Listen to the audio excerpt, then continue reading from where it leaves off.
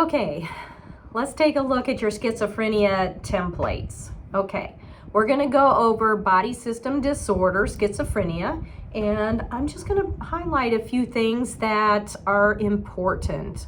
So, let me ask this question. I'm going to ask some questions and you can try to answer them in your mind. If you can, that's great. If you can't, maybe you should look into it a little bit more. So, schizophrenia is a disturbance in perceptions and thoughts, behaviors, and speech.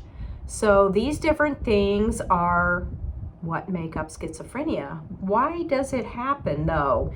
And so there's neurotransmitters, and chemically a person can have these neurotransmitters be off. So with schizophrenia, the number one neurotransmitter that is off is dopamine. So if you have a hard time remembering that, just think about this. I'm sure you know about Parkinson's because it is a med-surg topic. So with Parkinson's, they give them levodopa, right?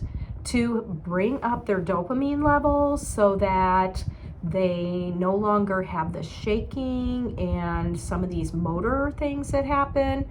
Well, with schizophrenia, the dopamine is too high, so they need to bring it down. And when they use the medications to bring it down, sometimes they have Parkinson's type symptoms. So they're kind of opposites. So that's one way. If you get on board, you can just think about that. So the other thing is risk factors.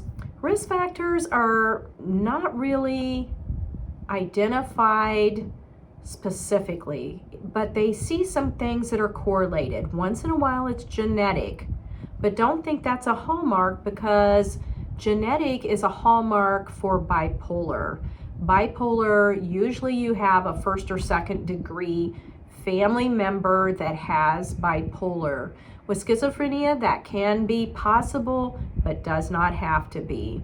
Some other things would be maybe injury at birth. Mom had a viral infection while she was pregnant.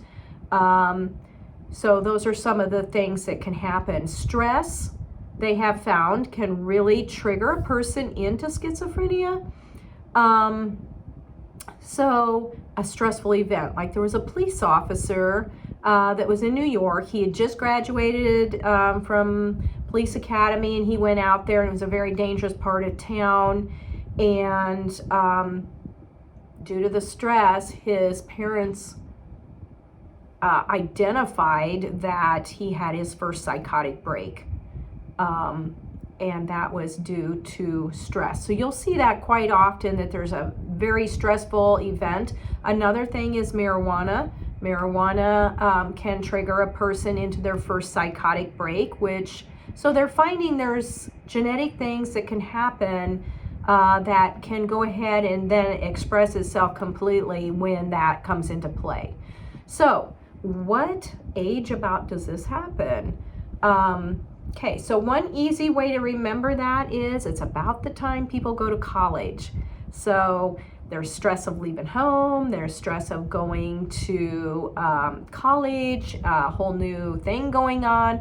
Plus, that's about the time the brain is starting to finish its development, and the wiring's all completely done. In the 90s was the year of the brain, and they found out so much about the brain.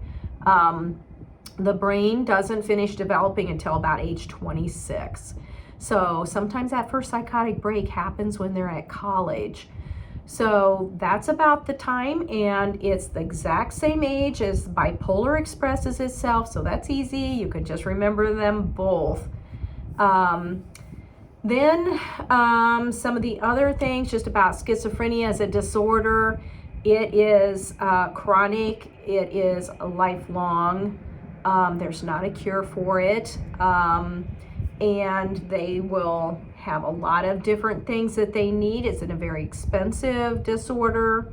So medication is a big thing, and being able to assess is a big thing. So we will talk about that in the next section on nursing assessment. So thank you.